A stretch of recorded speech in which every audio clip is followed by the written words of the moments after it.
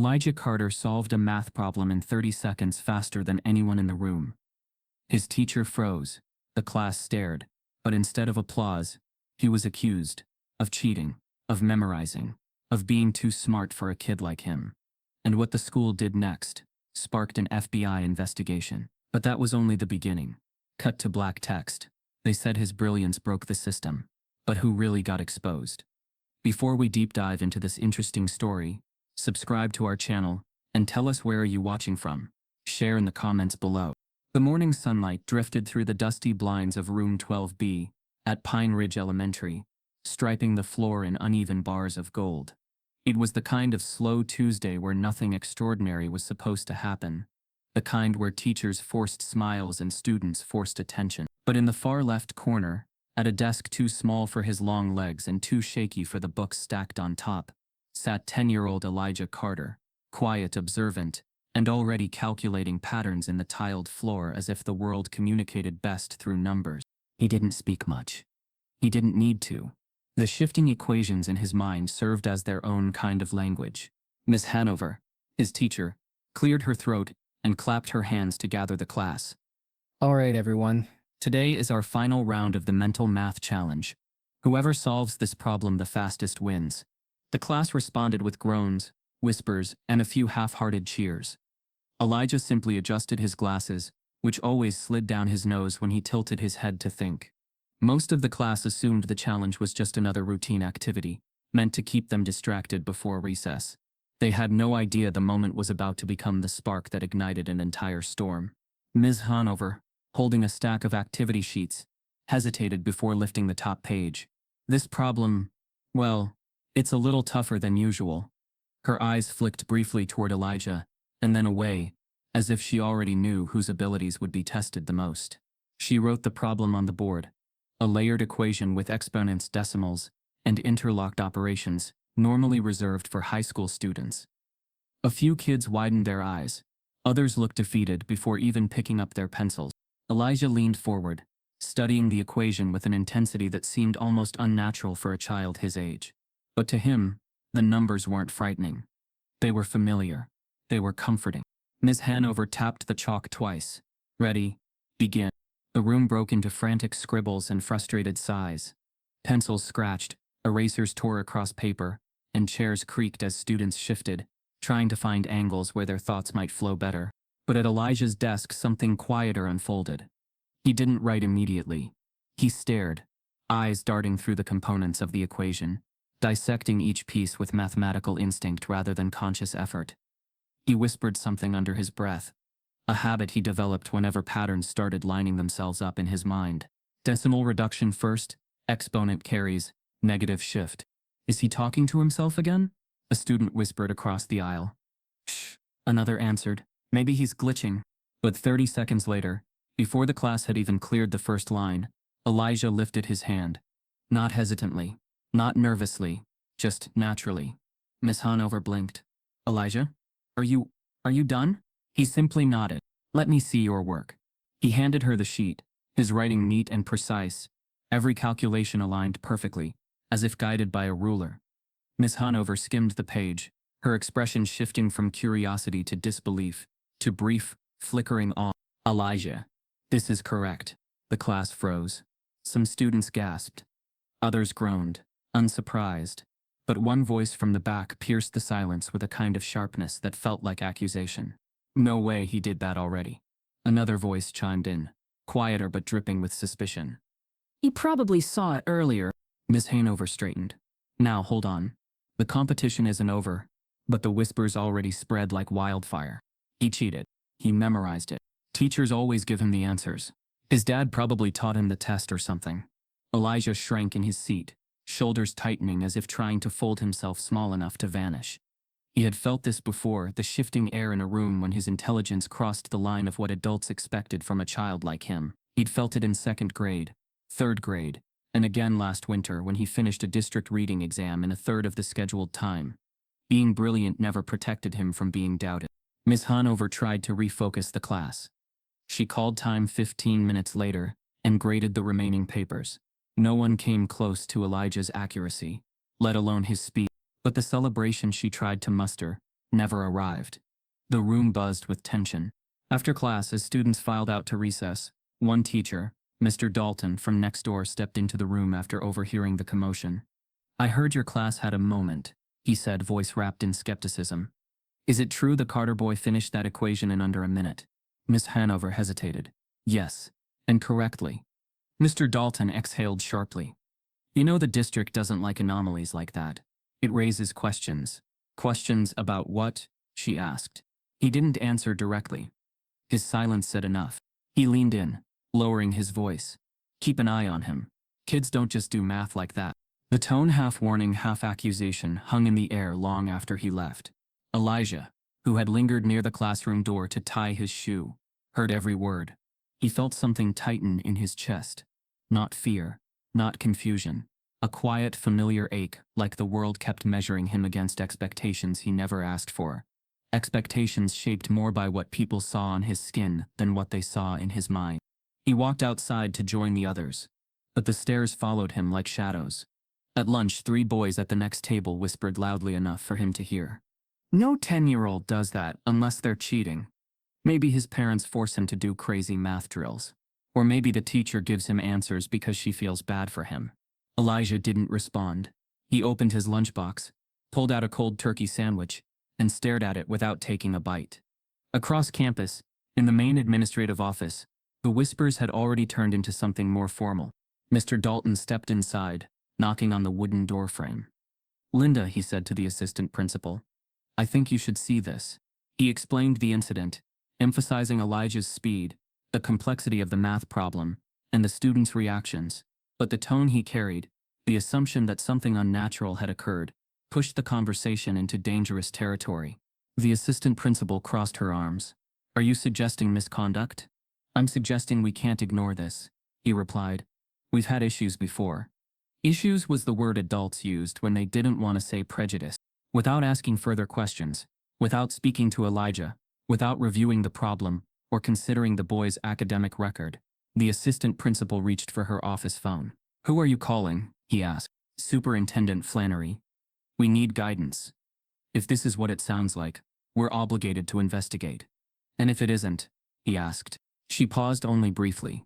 "Then we'll close the case. But until then, protocol requires us to be cautious." But careful wasn't what she meant. Cautious didn't describe what followed. Suspicious was closer. Within an hour, a chain of calls began. Administrators, board members, a district evaluator, each one repeating the same details but never the truth behind the urgency. No one mentioned Elijah's long history of excellence. No one noted his notebooks full of years' worth of advanced calculations. No one pointed out that children like him existed, gifted, curious, sharp in ways that couldn't be boxed in or slowed down. Instead, they framed him as a statistical outlier, a potential academic anomaly, the kind that required verification. By the time the dismissal bell rang, the decision was already made. Ms. Hanover was called into the office, where the assistant principal folded her hands neatly, as though delivering a routine announcement. "We're opening a formal inquiry into Elijah Carter's academic performance," she said. "Effective immediately, all advanced program placements will be paused. We'll need to contact his parents." Ms. Hanover's face fell. "You didn't do anything wrong. You're misinterpreting." "This is procedure," the assistant principal cut in. "We have to ensure fairness." But fairness had nothing to do with it. When Elijah stepped off the bus that afternoon, he was still unaware of the storm gathering in the administrative halls. He walked toward his home, backpack slung over one shoulder, eyes drifting across the gravel road the same way he drifted through equations. Always searching for patterns. What he didn't know was that behind him, at Pine Ridge Elementary, a report was already being drafted. A report filled with cold formality and sharp implications, built not from evidence, but from suspicion. At the bottom of the report, in bold text, one sentence stood out. "Student Elijah Carter is suspected of academic dishonesty and may require further evaluation." And as dusk settled over the neighborhood, the phone lines inside the Carter household began to ring. The school administration officially accuses Elijah of cheating and demands a full investigation into how a 10-year-old could possibly solve a college-level equation in under 30 seconds. The phone in the Carter household rang 3 times before Marcus answered it.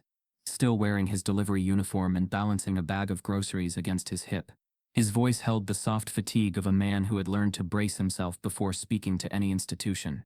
"Hello? Carter residence. Mr. Carter," the assistant principal said, her tone overly polite in a way that felt scripted. "This is Linda Avery from Pine Ridge Elementary. We need to discuss an academic concern involving your son, Elijah." Marcus froze, the grocery bag rustling against his jacket. "Academic concern? Did something happen today? We'd prefer to speak in person," she replied. "Tomorrow morning at 8 would be best. It's important." The line clicked before he could ask another question. When he turned around, Elijah's mother, Rochelle, stood in the kitchen doorway, drying a plate with a towel. Her eyes narrowed immediately. "What did the school say?" Marcus exhaled. "They want a meeting. Early. Something about an academic issue." Elijah, seated at the table doing homework he didn't need help with, paused mid-sentence. "Is it about the math thing?" "What math thing?" Rochelle asked. He looked down. "I finished a problem fast. Faster than everybody." There was nothing boastful in his tone, just honesty. Rochelle walked over and cupped his chin gently. "Baby, doing something fast isn't a problem. It's a gift." But Elijah didn't look convinced. That night, long after Elijah had gone to bed, Marcus and Rochelle sat at the small dining table, both staring at the same untouched cups of tea. "You think this is what it feels like it is?" Rochelle asked quietly. Marcus rubbed his hands together. "I've had this feeling before. When something seems off but nobody says it directly." "You mean because he's black?" Marcus didn't answer. He didn't have to. The next morning, Pine Ridge Elementary smelled faintly of lemon cleaning spray, and the hallways were too quiet for a school moments before first bell. Marcus and Rochelle walked into the office, their footsteps echoing. The laminated floor gleamed, but the warmth ended there. Assistant Principal Avery greeted them with a thin smile. Gesturing toward her office, "Thank you for coming on short notice." Rochelle fired first. "We want to know exactly what this is about." Avery folded her hands. "Yesterday, during a class activity, Elijah completed a problem that was not intended for his grade level. His speed raised concerns." "Concerns about what?" Marcus asked. "That the work may not have been his own," Avery replied calmly. "Given the difficulty of the equation, and the inconsistencies we've seen in students presenting advanced work before." Rochelle leaned forward. "Are you accusing our son of cheating?" "We're not accusing," Avery said carefully. "We're verifying. The district has asked us to confirm that his abilities are authentic. We've assigned an internal academic examiner to review his performance." Marcus stiffened. "Without notifying us first?" "It was an internal procedural step," she said. Nothing more. But something in her tone, too sweet, too careful, made Rochelle's heart race. "Who is this examiner?" she asked. "Dr. Harold Keene," Avery replied. "He specializes in identifying academic anomalies." "Anomalies?" Marcus repeated, disbelief thick in his voice. "My son isn't an anomaly. He's a child who's good at math." Avery cleared her throat. "Our goal is simply to ensure fairness. Students talk, parents talk, and when someone performs at a level significantly above expectations, questions naturally arise." Rochelle's eyes sharpened. "You mean when a black child performs above expectations?" A shadow crossed Avery's face. Brief. Telling, defensive. "That's not what I said." "You didn't have to," Rochelle murmured. The meeting ended with stiff handshakes and unanswered questions. As the parents walked out, Marcus whispered, "They were dancing around the word fraud like they didn't want to say it." "They didn't have to say it," Rochelle replied. "I heard it anyway." Meanwhile, back in room 12B, Elijah sat quietly as students eyed him like he was something unfamiliar, something suspicious. At recess, two girls whispered openly near the water fountain. "He's the one they're investigating." "For real? I heard his parents make him practice math for hours." "That's weird." Another boy muttered louder. "He probably hacked something. No kid does that." The words slid under Elijah's skin like cold needles. He didn't understand why being good at something made people look at him like he'd done something wrong. Later that afternoon, a man in a gray suit and wire-framed glasses stepped into the classroom, carrying a clipboard. Dr. Harold Keene introduced himself to Ms. Hanover, then looked directly at Elijah. "Is that the student?" he asked. "Yes," she said quietly. Keene walked over. Each step measured. "Elijah Carter?" "Yes, sir." "I'll be observing your classwork today," Keene said. "Just pretend I'm not here." But pretending wasn't possible. His eyes followed Elijah's pencil. his clipboard scratched with notes. Every time Elijah solved a problem quickly, Keene scribbled something. When he paused to think, Keene scribbled something else. After an hour, Keene approached him. Elijah, can you tell me how you solved this equation? Elijah swallowed. I saw the pattern. The numbers, they lined up. Patterns are interesting, Keene said. But sometimes patterns can be memorized. I didn't memorize anything. Keene leaned closer. Can you prove that? Elijah's throat tightened. I don't know how to prove what's in my head. Keene nodded as if that was the answer he expected all along. When the school day ended, Keene returned to the administrative office, where Avery was waiting. So? She asked. Keene sighed. The child is fast, but fast doesn't mean authentic. You think he's cheating? Keene raised an eyebrow. Let's say his performance warrants deeper scrutiny. And the parents? They will defend him no matter what. Parents always do. Avery hesitated, then asked the question lingering in her tone. Do you think other factors are contributing? Environmental ones? Keene didn't respond verbally, but the smirk tugging at his mouth said enough. Unbeknownst to them, behind the thin office wall, the school counselor, Mrs. Hill, had overheard every word. Her heart pounded. She had seen this pattern before. Bright black students carved down to fit into a narrower shape of what adults believed possible. Students pushed out of advanced tracks because their success didn't align with school expectations. She had witnessed it, documented it, tried to report it, and watched nothing change. She waited until Keene and Avery left the room before slipping into Avery's office. She sat at the desk, breathing hard, her mind racing. There was a file open on the computer, still glowing on the screen. The subject line read, "Concerns regarding E. Carter. Verification protocol." She clicked it. Inside was a thread of emails between Avery, Keene, and 2 district officials. Most messages were vague, coded, professional on the surface. But then, halfway down, the language changed. A district official had written, "Students like him often present inflated scores. Take into account the demographic factor before concluding anything." Another replied, "Historically, these cases tend to involve external coaching. Overcompensation is common in certain communities." And then the one that made Mrs. Hill sit back in her chair, trembling. "Be cautious of parental reactions. They can be sensitive about cultural issues." Cultural issue. A phrase meant to sound harmless, but weaponized to hide what they were truly saying. She whispered to herself, This is race. They're questioning him because of race." The final email in the thread chilled her. Proceed with verification. Probability of misconduct high. Mrs. Hill stared at the screen, breath catching in her throat. She knew if she didn't act, the narrative would solidify. Elijah would be labeled, stamped, filed away as a case number instead of a child. She reached for her phone, but before she could dial, a voice spoke behind her. "What are you doing in my office?" She jumped, spinning around. Assistant Principal Avery stood in the doorway, eyes narrowed, suspicion darkening her expression. I heard something," Mrs. Hill stammered. "I needed to check." Avery stepped closer. "Those emails are confidential." "This is wrong," Hill whispered. "You're targeting that child. You know it." Avery's face hardened.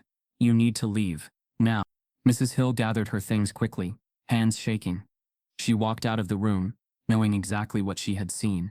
What she didn't know was that the email thread she'd just discovered was only the beginning, and the district had already taken steps to keep it hidden.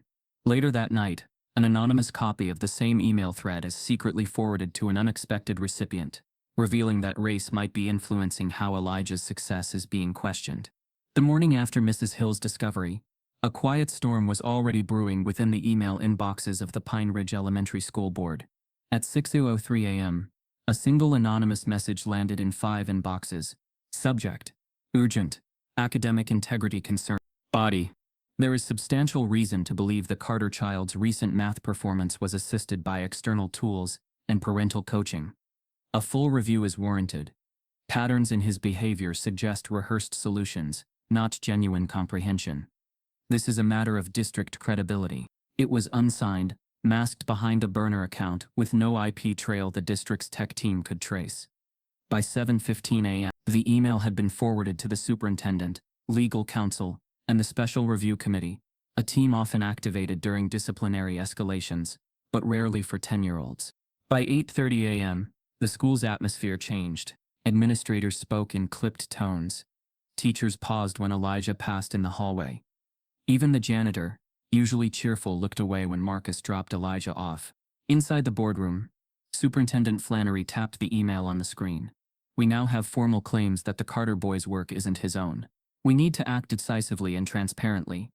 Should we contact the family again? Asked a junior board member. No, Flannery replied. We begin with suspension from enrichment programs. Quietly, let the facts lead us. But truth wasn't what they were chasing.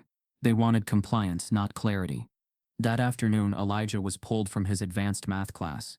A secretary tapped on his shoulder during a group session and led him down the hallway without explanation. In the office, Ms. Avery offered him a bland smile. You'll be attending a different schedule for a while, just while we make sure everything's in order. Elijah blinked. Did I do something wrong? No, she said quickly. We just need to be fair to all students. The new class was 2 grades below his level. The work basic multiplication, fractions felt like asking a concert pianist to tap a single key repeatedly. By the time he came home, his shoulders slumped from more than just his backpack. They moved me, he said quietly at dinner. They said I'm on a new schedule. Marcus's fork clattered against the plate. Rochelle pushed her chair back so fast it screeched against the floor. New schedule?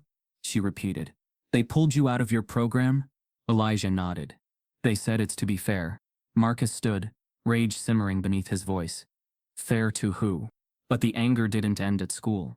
That week the Carters began receiving sideways glances in their own neighborhood. At the grocery store, a cashier who once gave Rochelle coupons now avoided eye contact. At the gas station, Marcus overheard 2 men near the pumps whispering, "That's the guy whose kid's under investigation." One morning Rochelle found a crumpled note shoved under their windshield wiper. "Stop pushing your kid to cheat. You're embarrassing the community." She didn't show Elijah. She burned the paper in the kitchen sink. That evening, a voicemail arrived on their landline. The message was garbled, but the voice was clear. "We're watching you. You're not fooling anyone." Marcus played the recording twice. Jaw tight, fists tighter. The school never mentioned the anonymous email, but its effects bled into every corner of their life. Elijah became quieter at school. He began second-guessing himself. He raised his hand less. When he did speak, his voice cracked like he wasn't sure if he was allowed to. The change didn't go unnoticed by Miss Hanover. One afternoon, she found him in the library, curled in a corner behind a stack of math books he wasn't supposed to be reading anymore. "Elijah?" she said softly. He didn't look up. She knelt beside him. "Why are you sitting here alone?" "I didn't cheat," he whispered. "I just saw the answer fast." Her heart broke in places she didn't know existed. "I believe you," she said, "but I'm just your teacher." Elijah turned, eyes wide and wet. "Then why does everyone act like I did something bad?" She had no answer that wouldn't make him hurt more. That same night, a teacher named Mr. Glass accidentally sent a screenshot of an internal chat to the wrong group thread. The image made its way from one inbox to another, each forward laced with disbelief, then disgust, then cold, hollow silence. It was a Slack chat titled, "Verification Team Pine Ridge." The messages were dated 2 days earlier. They read, "Mr. Dalton, we're still pretending this math wizard act is real? Kid probably got ChatGPT whispering answers in his AirPods. Ms. Klein. Lol or his parents run some math prodigy YouTube hustle. Mr. Dalton. They're black, right? That explains the drama. They always cry racism. The second things get hard. Ms. Klein. Let's just call it what it is. This whole thing is a fraud with a race card stapled on top." At the bottom, a single reply from an unnamed admin. "Screenshots kill careers. Y'all be smart." It was too late. Someone no one knew who leaked the screenshot to a local activist blog run by a former Pine Ridge parent. The blog post was titled, "Internal Chat Leak. Teachers Mock Black Student Under Investigation." Within hours, the post was shared across community pages, local Facebook groups, and Twitter.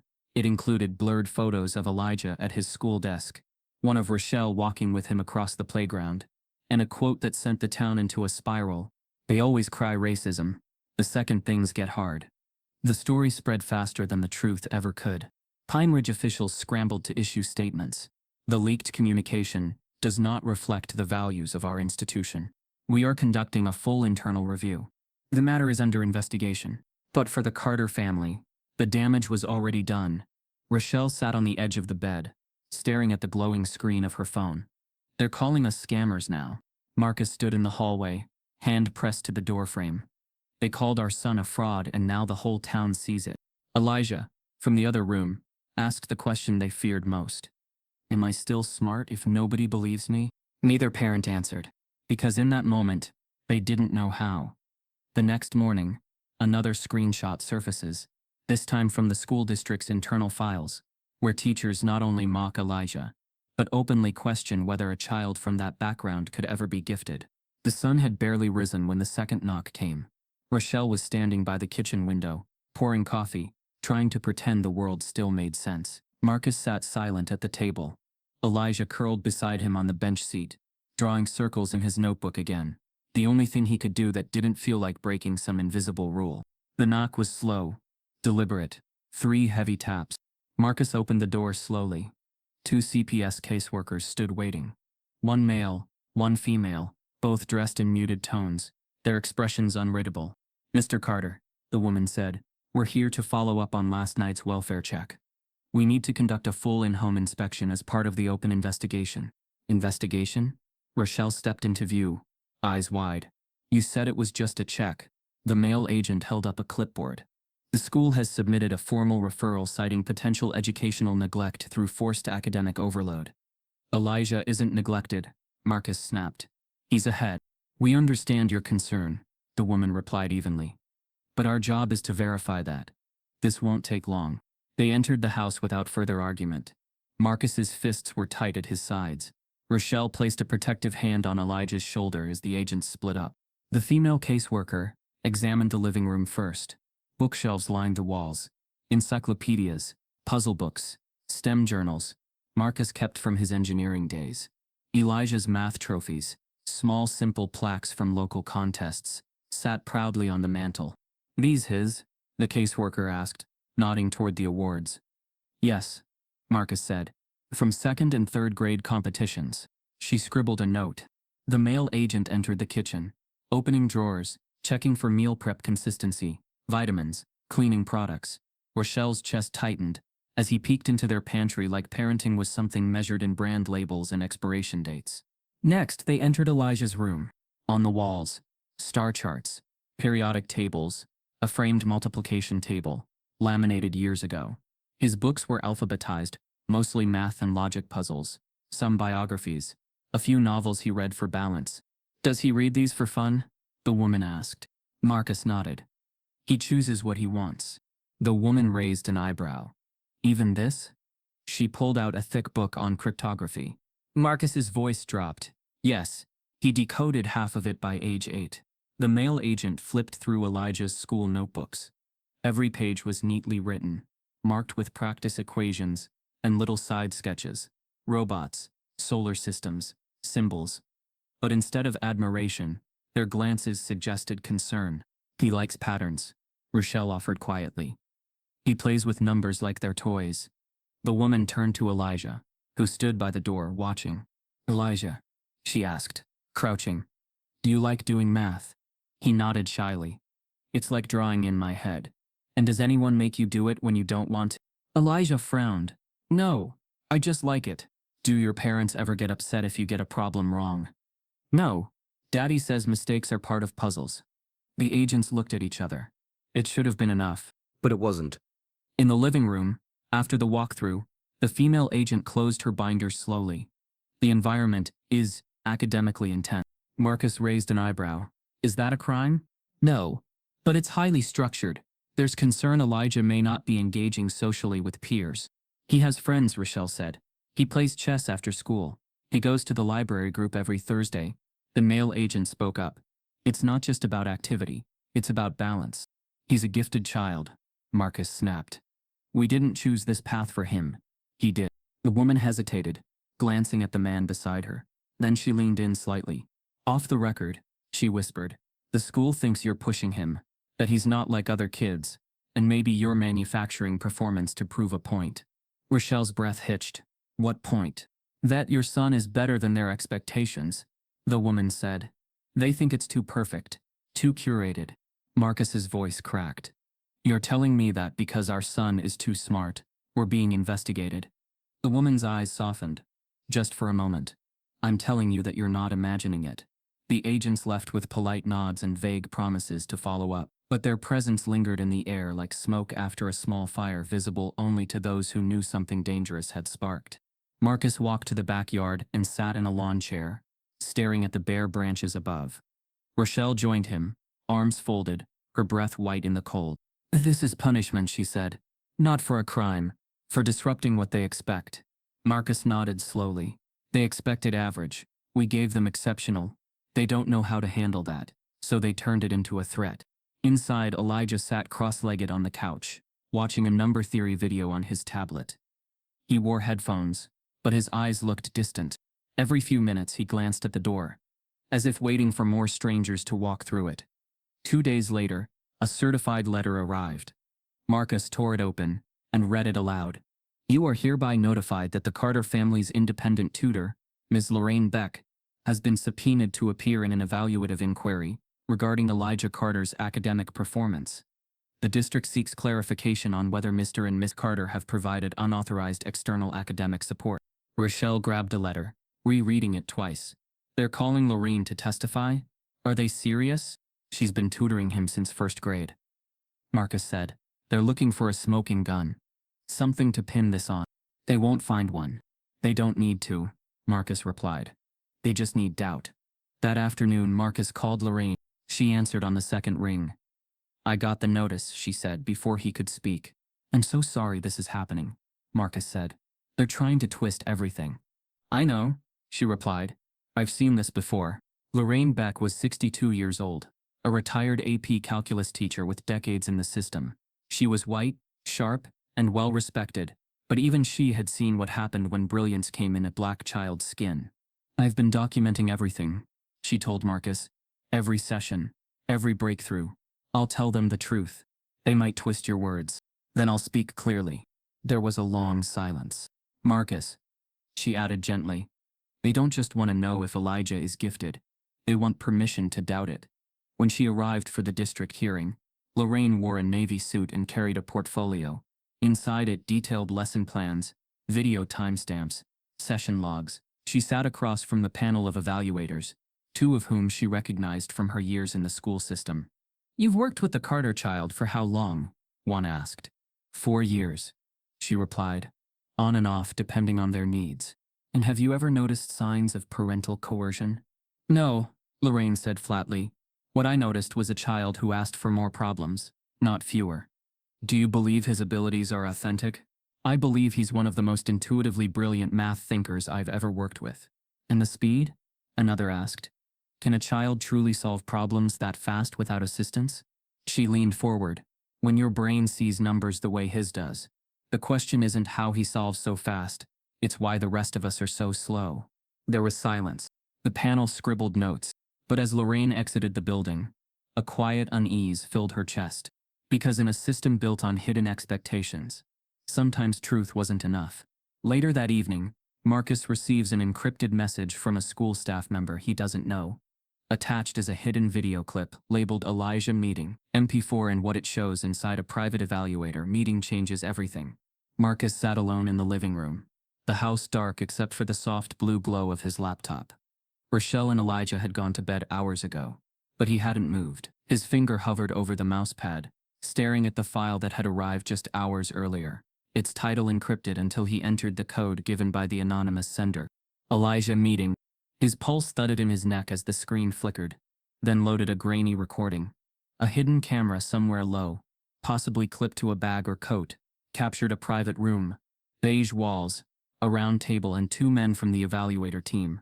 The conversation was muffled at first, but it sharpened after one of the men leaned in. "He's too confident. That's the problem. It's not just the speed, it's the attitude. Like he knows he's smarter than us." "He probably is. It's not the point." They laughed dry, uneasy. Then the second evaluator leaned back and said the line that made Marcus stop breathing. "If this were a white kid doing this, we'd call him a prodigy. But this looks suspicious." The first man chuckled darkly. "We say inconclusive, and let the parents take the fall." Marcus sat frozen, knuckles white on the armrest. His ears rang, and for a moment he wasn't in his home. He was back in that boardroom, being condescended to. dismissed while the same men planned how to quietly destroy his son's future. He closed the laptop slowly. Then he opened his phone. By sunrise, the video was in the hands of a journalist named Shelby Martin, a local watchdog with a growing online presence and a reputation for confronting school corruption. Her blog had previously exposed discriminatory grading practices at 2 nearby schools. Within hours, she published a detailed article titled, "Leaked Footage Pine Ridge Evaluators Caught Discussing Race and Gifted Student Sabotage." The video clip was embedded. The article was timestamped, footnoted, and ruthless. But what no one anticipated was how fast it would spread. By noon, the article had been shared over 12,000 times. By evening, the clip appeared on Twitter, under the hashtag #NullElijahThink, trending nationally within 6 hours. The world outside the Carter's small Georgia town suddenly took notice. Only, not everyone agreed on what they were seeing. On one side, support poured in. Activists, parents, teachers of color, and education equity groups flooded the comments. "This happens more than you know. Gifted black kids get criminalized for brilliance. Elijah is the reason my son is afraid to raise his hand in math class. We see you, Carter family. Don't let them erase your child." Celebrities started reposting the video. A well-known author tweeted, "10-year-old Elijah Carter did math too fast and got accused of cheating. That tells you everything about the world we've built." Within 2 days, Rochelle's inbox overflowed with messages from other black mothers, sharing similar stories. Kids removed from honors classes, referrals for behavioral issues after showing signs of boredom, accusations of dishonesty when their performance didn't fit the mold. But with support came backlash. From the other side, the storm grew colder, sharper. Conservative commentators labeled Elijah as part of the entitlement generation. Influencers claimed Rochelle and Marcus were engineering a media stunt. Anonymous accounts began harassing the family online, spamming their photos with snake emojis and messages like, "Another race hoax. Stop weaponizing your kid. Math prodigy," or "TikTok genius with a teleprompter. Reverse racism is still racism." Major media outlets picked it up, but not with the clarity the Carters had hoped for. One popular news show ran the headline, "Genius or Grift? The Georgia math kid who divided the internet." The segment included a few seconds of the leaked video, but quickly pivoted to the anonymous cheating tip, framing it as a legitimate concern worthy of community review. A panel of pundits, none of whom had backgrounds in education, debated whether parental pressure could count as abuse. "Elijah is clearly bright," one host said. "But the real question is whether his parents created an illusion of brilliance to gain sympathy and fame." Another replied, "We're seeing a troubling trend where claims of racism are used to silence legitimate scrutiny." Not once did they play the full context of the leaked evaluator conversation. Not once did they question the district's motives. Elijah, now too aware of the noise surrounding him, sat on the couch scrolling through videos, his face blank. Rochelle had warned him not to look, but curiosity and hurt had always walked hand in hand. "Why are people saying I lied?" he asked. "Because they're afraid of what you are," Marcus said gently. "And what you prove." Elijah looked up, confusion and fear tightening his brow. "I didn't do anything wrong." "You didn't," Rochelle said, kneeling in front of him. "That's what makes this so hard. You were just being yourself, and the world decided that wasn't okay." He nodded slowly, but his eyes didn't brighten. 2 days later, another twist arrived, wrapped in a slick thumbnail and sensationalism. A YouTube video surfaced from The Educated Truth, a popular education commentary channel, run by a white former school principal named Nolan Mays. The title? "This Kid's Too Smart." Sounds suspicious. In the video, Mays appeared in a crisp blazer, standing in front of a green screen of stock classroom footage. "I'm going to say something unpopular," he began. "But if your 10-year-old is solving calculus problems and everyone around him is confused, maybe, just maybe, the confusion is justified." He smiled, then added, "Now, I'm not saying Elijah Carter cheated, but I am saying the school had a right to ask questions, especially when external influencers like tutors and online hype machines get involved." He then played cherry-picked clips of Elijah, isolated moments where he paused, hesitated, blinked, or looked unsure. "This doesn't look like genius," Mays said. "It looks like a coached performance. And the fact that questioning it immediately becomes racist. That's a red flag too." He ended the video with a call to think critically, urging viewers to separate truth from trend. The video received 1.2 million views in 24. The comments were a battlefield. He said what we were all thinking.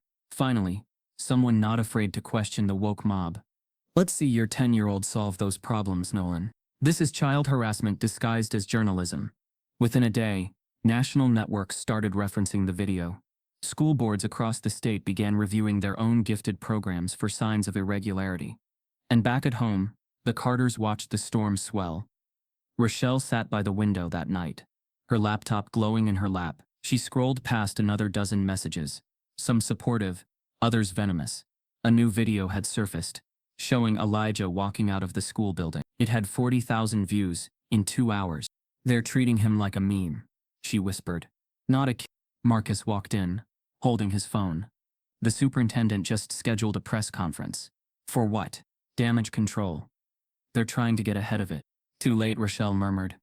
The world already chose sides. Elijah sat at the top of the stairs, listening. He didn't go to bed. He could, because for the first time he understood that being exceptional came with a cost.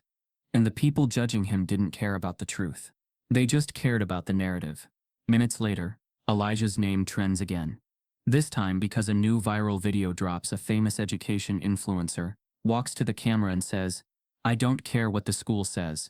This kid is a threat to their entire system." The notice came folded in a heavy white envelope, hand-delivered by a district courier who avoided Marcus's eyes. Rochelle opened it while standing at the kitchen counter. Elijah's cereal bowl still full behind her. Forgotten. Redistrict Evaluation Directive. Academic Integrity Assessment. Subject: Elijah Carter. To finalize inquiry proceedings, your son is requested to complete an in-person math evaluation under direct supervision. The assessment will be recorded for transparency and observed by credentialed evaluators. Date: Friday. Time: 9:00 a.m. Location: Pine Ridge Admin Center. Room. Rochelle stared at the page like it might burn. They want to film him, she whispered. Like he's a suspect. Marcus scanned the letter. No mention of a lawyer. No mention of parental rights. They're staging a spectacle. Elijah stood near the table, gripping the back of a chair. Do I have to go? Marcus bent down, leveling his voice. They want you to feel like this test defines who you are. But it doesn't. You've already proven that. Rochelle's voice cracked. But we're not gonna hide. You'll walk into that room and let the world see what they're afraid of. Elijah nodded slowly. But when he turned away, Marcus noticed his hands were trembling. On Friday morning, the admin center felt less like a school and more like a courthouse. Media vans crowded the parking lot. Protesters lined the sidewalk with signs reading, "Let Elijah learn. Gifted. Not guilty. Black brilliance. Neo's cheating." Across from them, a counter-protest had formed, smaller, but louder. Signs reading, "We want answers, not excuses. Fraud isn't talent." Police stood between the two groups, trying to prevent tension from boiling over. Inside, Room B was cold and clinical. White walls, fluorescent lighting, a lone desk placed at the center like a spotlight. 5 evaluators sat behind a long table. One camera rolled in the back corner, its red light blinking steadily. Another was positioned above, capturing overhead footage of the desk. Elijah walked in slowly, his backpack clutched to his chest. Rochelle held his hand until the very last second. "You don't have to prove anything to them," she whispered. "Just do what you love." Marcus stood at the door as the proctor waved them back. "Elijah," the lead evaluator said, "you may begin when ready." The room fell silent. Elijah opened the booklet. The first question wasn't difficult. Not for him. It was a multi-step logic problem disguised as a geometry equation, something they thought might trip him up. But Elijah saw the flaw in its structure within seconds. He began writing. Hand steady now, mind in motion. The next few questions followed the same pattern, layered but solvable, meant to test depth and not just speed. The evaluators watched without speaking. Occasionally they scribbled notes. One whispered something behind a cupped hand. The cameraman adjusted his tripod. Tension pulsed in the room like a heartbeat. At minute 12, Elijah reached the halfway mark. At minute 24, he paused, not from confusion, but from caution. A word problem described a bus route, using deliberately vague phrasing. He reread it twice, solved it mentally, and then wrote his answer with precision. At minute 31, he turned to the final page. The last question. It was a real curveball. An unsolved puzzle from a math competition 5 years ago, later pulled from circulation due to ambiguity. It wasn't meant for resolution. It was meant to intimidate. Elijah blinked. Then he smiled. He saw the solution no one else had. In 8 lines, he untangled the false assumption buried in the phrasing and rewrote the core logic of the problem. He closed the booklet at minute. The room didn't move. The evaluator with the laptop, Dr. Ronstadt, cleared his throat. Are you finished? Elijah nodded. Positive? Elijah nodded again. Yes, sir. The proctor approached the desk and collected the booklet, holding it like a sacred object. It was rushed to a scanner in the adjacent room, where a secondary review team waited to analyze the answers in real time. Rochelle and Marcus were brought into the observation room, 15 minutes later, just as the lead evaluator delivered the results. Final score 100. A stunned silence. The protesters outside erupted into cheers as the score was posted to the lobby screen. Reporters rushed to capture the moment. Social media lit up. He did it. He actually did it. Gifted black boy scores perfect under pressure. Now what will they say? Inside, Rochelle hugged Elijah tightly. Marcus kissed the top of his head, tears visible but unapologetic. You did it, son, he whispered. They can't ignore you now. But not everyone looked satisfied. Evaluator Dr. Ronstadt raised a hand. We'd like to raise a concern. Marcus turned. Concern. He scored perfectly. Ronstadt spoke carefully, like someone hiding behind formality. The speed and precision of the answers are, frankly, improbable, even for a gifted child. Especially the final question, which we did not expect him to solve. Marcus stepped forward. Are you saying he cheated during a filmed supervised test? Ronstadt shook his head. No. We're saying it's possible he was exposed to these problems beforehand. The final question, in particular, was from a withdrawn competition puzzle, known to circulate in private math circles. He's never seen that question, Rochelle said.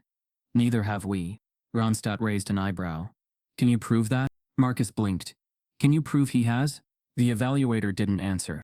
Instead, he turned to the panel and said, I propose we administer a new assessment.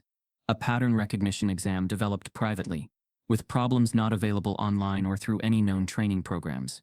Rochelle's voice trembled. You gave him the hardest problems, filmed him solving them, and now that he's passed, you want to change the rules again. Ronstadt folded his hands. We simply want to be sure. We owe the public clarity. Marcus stepped between his wife and the panel. No. You owe my son dignity. You're not chasing the truth. You're chasing permission to doubt him.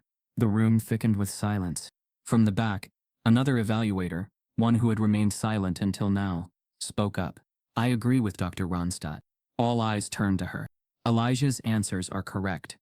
But the method, the clarity, it's almost algorithmic.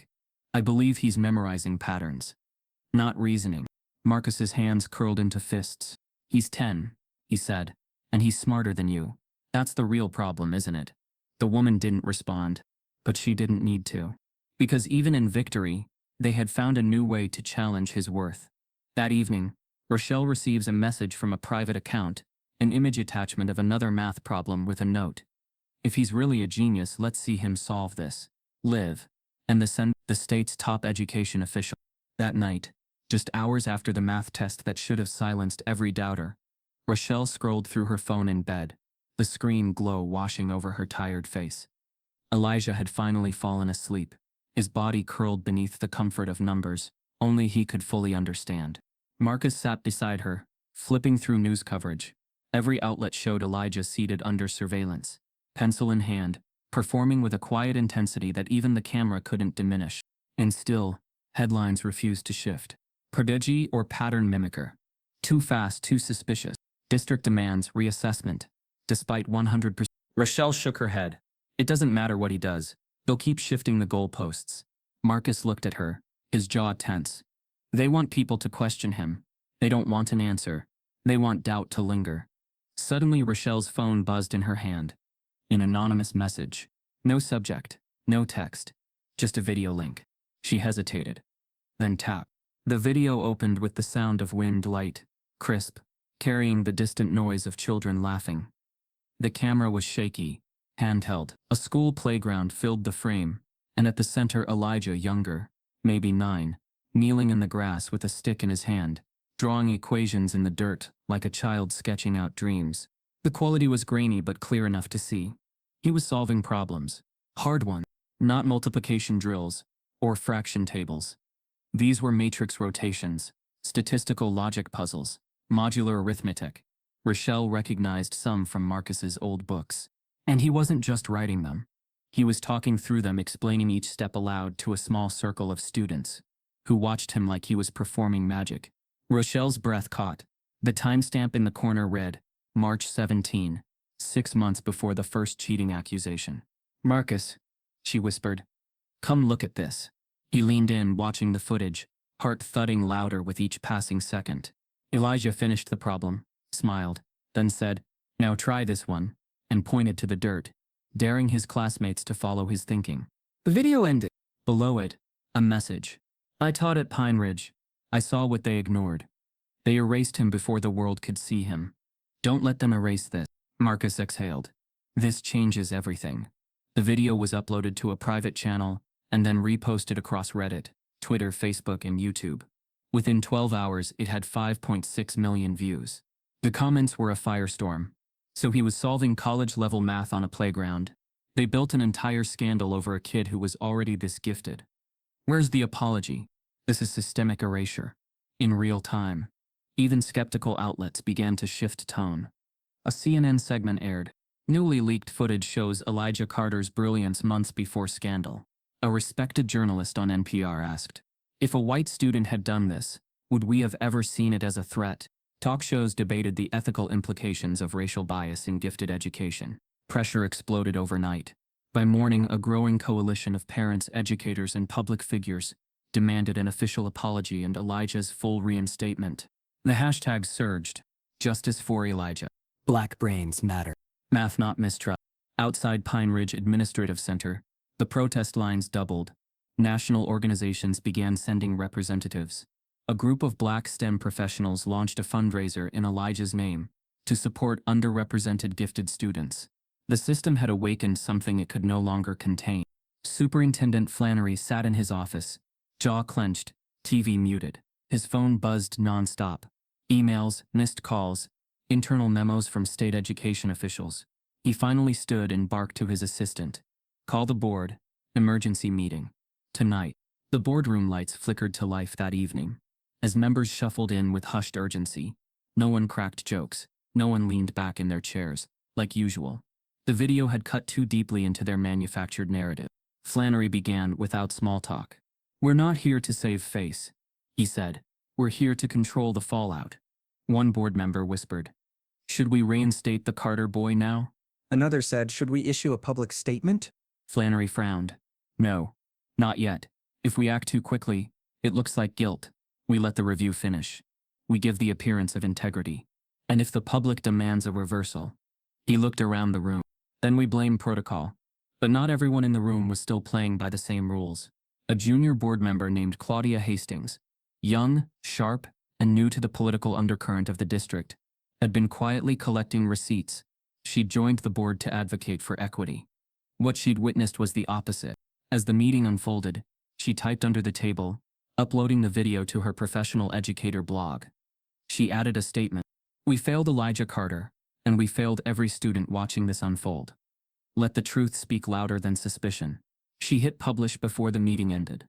The district had hoped to control the narrative. Instead, they lit it on fire. The next morning, Elijah sat at the kitchen table, still in his pajamas, watching himself explain equations in the dirt on the TV screen. "I don't remember that day," he said softly. "You were just being you," Rochelle replied. He tilted his head. "Why didn't they see it then?" Marcus knelt beside him. "They saw it. That's the problem." Elijah was quiet for a moment. Then he asked, "Am I allowed to go back to gifted math now?" Rochelle paused. Maybe soon." But even as she spoke, her phone buzzed with a new message from the school portal. She opened it, expecting silence or formality. Instead, her face drained of color. Marcus took the phone from her hand and read aloud. "In light of recent public interest and for the safety of all students, the district has uncovered an archived disciplinary record involving Elijah Carter from 3rd grade. Details are being reviewed. Further action may be taken pending investigation." "What?" Rochelle whispered. "That's not real. He's never even been suspended." Marcus scrolled further. Attached was a single document. A fabricated incident report. Date November. Grade 3. Teacher, Ms. Landon. Allegation, Elijah Carter allegedly threatened a classmate during recess by saying, "If you touch my notebook again, I'll make you disappear like math makes numbers disappear." Rochelle's voice cracked. That's a joke. A metaphor. He was 7. Marcus's eyes hardened. They're weaponizing baby talk to smear him now. Attached beneath the fabricated report was a note. This record was previously unreviewed, but has now been entered into consideration. In the background, the TV kept playing Elijah's playground video. But in the Carter household, silence swallowed the room whole. Because the district had shown its next move, and it wasn't retreat. It was retaliation. As Rochelle contacts Elijah's old third-grade teacher to disprove the claim, she learns the teacher no longer works in education, and her final exit form lists one line: pressured to alter student records. It was retaliation. As Rochelle contacts Elijah's old third-grade teacher to disprove the claim, she learns the teacher no longer works in education, and her final exit form lists one line: pressured to alter student records. The stack of manila envelopes on the dining table grew taller each day. Each one was labeled differently: student reevaluation, notice confidential testing results, family services recommendation, district policy adherence review, but all bore the same cold header: Pine Ridge Unified School District. Marcus stared at the pile like it was a wildfire waiting to spread. Rochelle had begun color-coding the contents just to keep their heads above water. Red for legal, yellow for education, blue for psychological assessments. Elijah, banned from his gifted program but still required to attend school, now sat through hours of remedial work that numbed his mind and bruised his self-worth. He finished today's worksheet in 4 minutes, his new teacher told them during a follow-up call. Her tone not congratulatory, but concerned. He spends the rest of the class staring out the window. Because he's bored, Rochelle replied. Or overwhelmed, the teacher countered. There's trauma involved with high expectations too. Rochelle bit her tongue so hard it ached. By week's end, they'd received 12 separate notices. 7 were optional appointments, phrased carefully, but backed by veiled consequences. Attend a psychological screening to ensure Elijah's cognitive load is age-appropriate. Consider parent training and educational boundaries. Provide a home schedule to prove Elijah isn't being overworked. They weren't questions. They were demands pretending to be concern. None of these were required until we proved them wrong, Marcus muttered. Now they're shifting the burden, Rochelle added, flipping through another evaluation form. They lost control of the narrative, so now they're drowning us in paper. Elijah sat at the corner of the table, building towers from sticky notes. The quiet between his parents had changed. It wasn't tension, it was exhaustion. The following Monday, a school district liaison visited their home. She was cheerful in the way corporate training videos teach people to be: bright blazer, clipboard in hand, rehearsed concern. We're here to help you navigate your options, she said. What options? Marcus asked. Well, she replied, flipping through her binder. We can offer Elijah placement in a special learning track for asynchronous learners. It's not labeled gifted, but it allows for differentiated instruction. And how long would that last? Rochelle asked. Until a new psychological profile is completed. And if we decline? Marcus asked. The woman smiled wider. Then he remains in his current class. Marcus exhaled through his nose. You're offering us a choice between drowning slowly or being pulled under quickly. The liaison didn't flinch. We're trying to be fair. You keep using that word, Rochelle said softly. But fair shouldn't feel like punishment. Later that week, they received a 17-page document titled Family Academic Plan Adjustment Agreement. In dense legal language, it outlined supportive measures the district was offering the Carters to help Elijah succeed. Each page had a signature line. Each paragraph outlined some version of temporary compliance in exchange for future consideration. We sign this, Marcus said, and they'll say we agreed with their decisions. Rochelle scanned the fine print, and they'll lock us out of future appeals. But the worst came Thursday. A sealed envelope arrived with the header, Behavioral Observation Summary. It had been compiled by a school psychologist who had never met Elijah, but had reviewed video footage, class records, and incident reports. The summary concluded. Elijah Carter displays signs of performance anxiety, masked by precociousness. His mathematical fluency, though advanced, may be a coping mechanism. Further observation is advised to determine if his abilities are truly intrinsic or the result of environmental pressure. Environmental pressure. The phrase hit Rochelle like a punch to the stomach. They're saying his brilliance is a side effect, she whispered. They're rewriting who he is, Marcus said, and they're using paperwork to do it. By the second month of this storm, Elijah's smile faded. Not from one moment, but from the cumulative erosion of freedom. He spoke less in class. He doodled equations in the margins of books he wasn't allowed to use. When Rochelle asked what he wanted for his birthday, he said, "Can I just go back to being smart again?"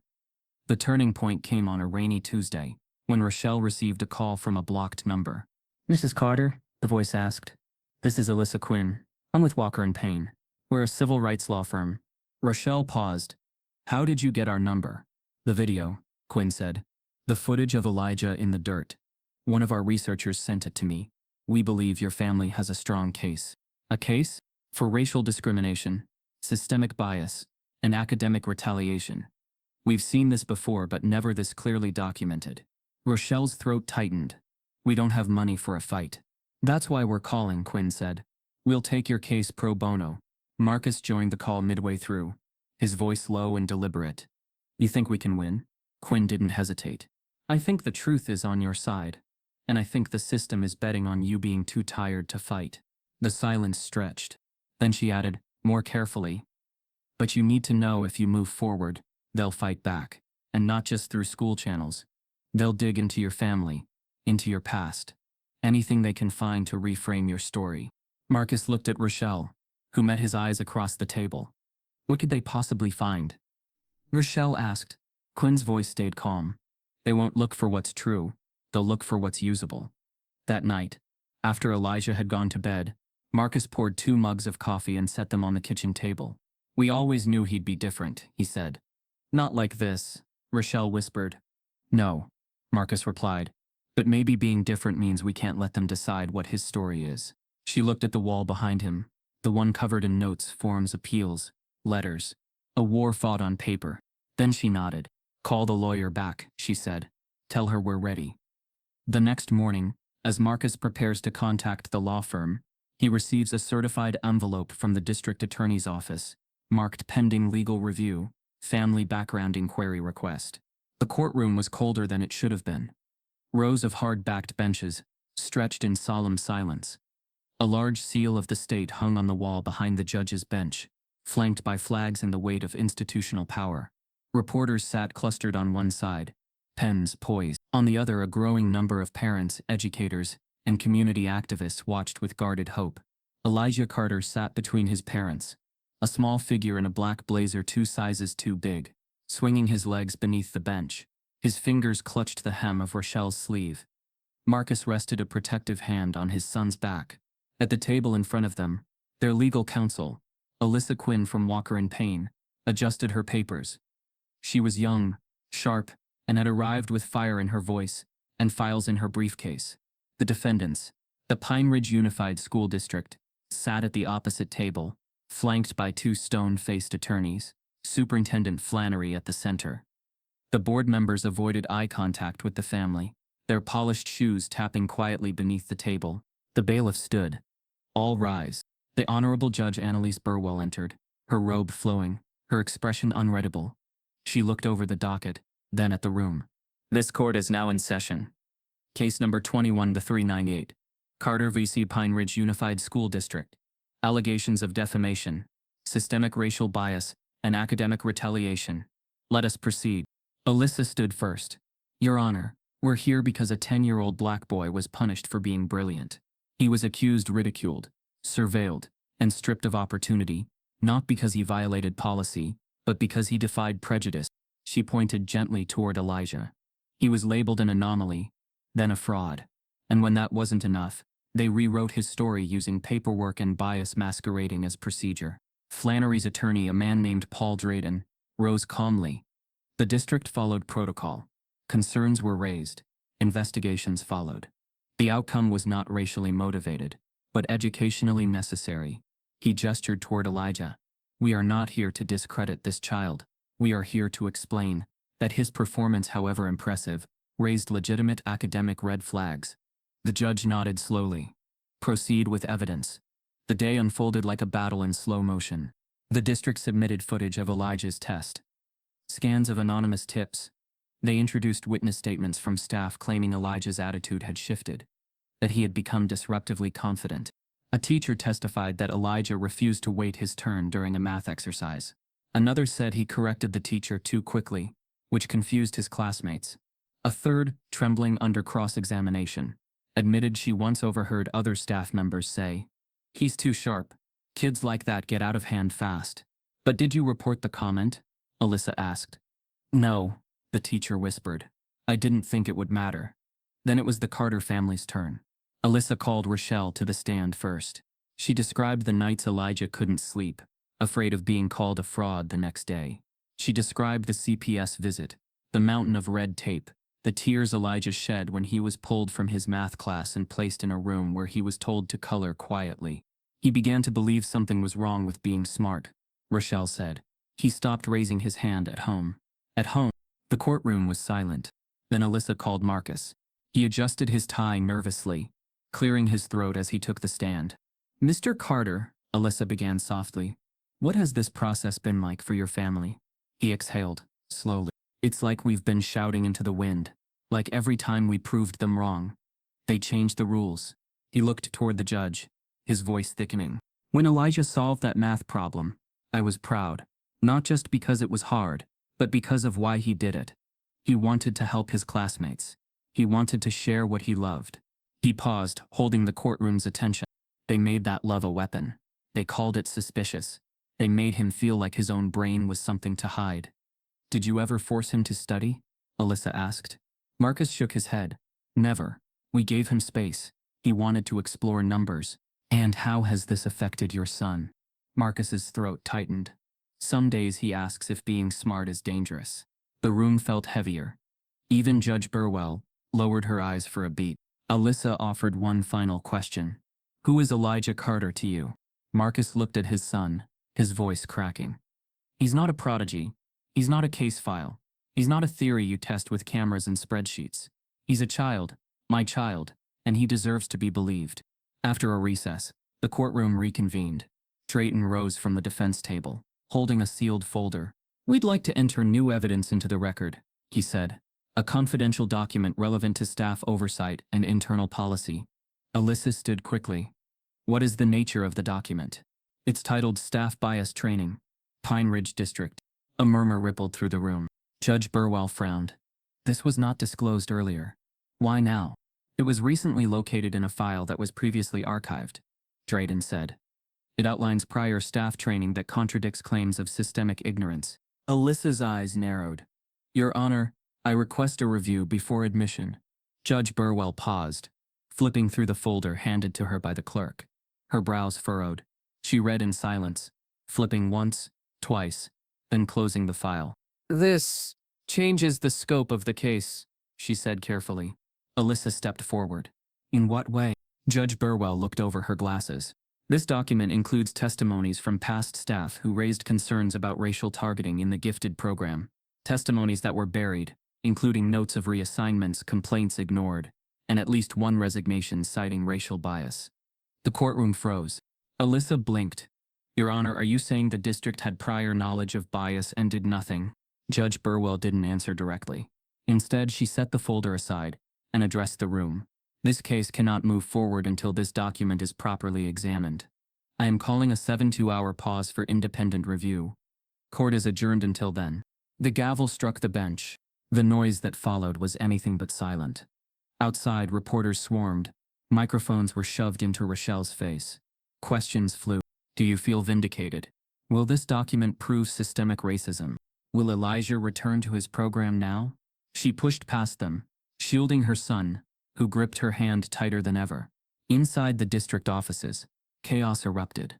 Superintendent Flannery slammed his fist on the conference table. "Who found that file?" No one answered.